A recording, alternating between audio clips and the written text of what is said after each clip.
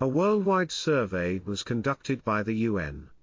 The only question asked was, would you please give your honest opinion about solutions to the food shortage in the rest of the world?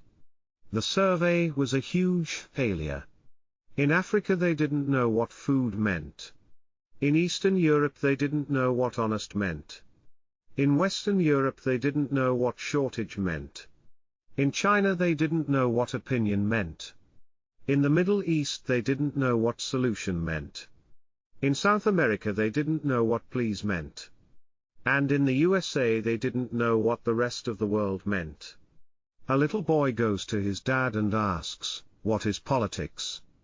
The dad says, "Well son, let me try to explain it this way, I'm the breadwinner of the family, so let's call me capitalism.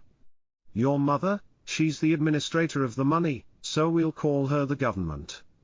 We're here to take care of your needs, so we'll call you the people.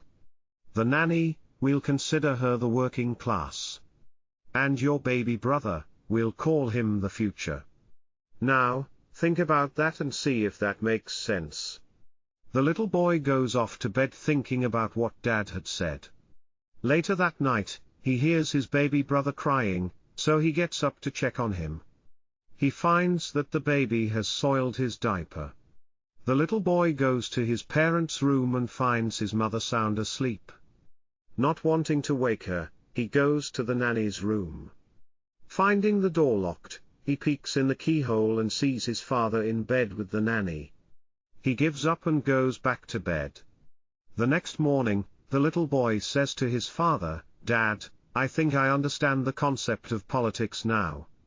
The father says, "Good son, tell me in your own words what you think politics is all about." The little boy replies, "Well, while capitalism is screwing the working class, the government is sound asleep, the people are being ignored and the future is in deep shite. 3 contractors are bidding to fix a broken fence at the White House. One is from Chicago, another is from Tennessee, and the third is from Minnesota. All 3 go with a White House official to examine the fence. The Minnesota contractor takes out a tape measure and does some measuring, then works some figures with a pencil. Well, he says, I figure the job will run about $900.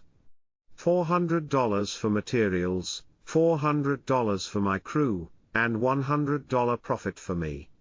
The Tennessee contractor also does some measuring and figuring, then says, I can do this job for $700. $300 for materials, $300 for my crew, and $100 profit for me. The Chicago contractor doesn't measure or figure, but leans over to the White House official and whispers, $2,700. The official, incredulous, says, you didn't even measure like the other guys. How did you come up with such a high figure? The Chicago contractor whispers back, $1,000 for me, $1,000 for you, and we hire the guy from Tennessee to fix the fence. Done. Replies the government official.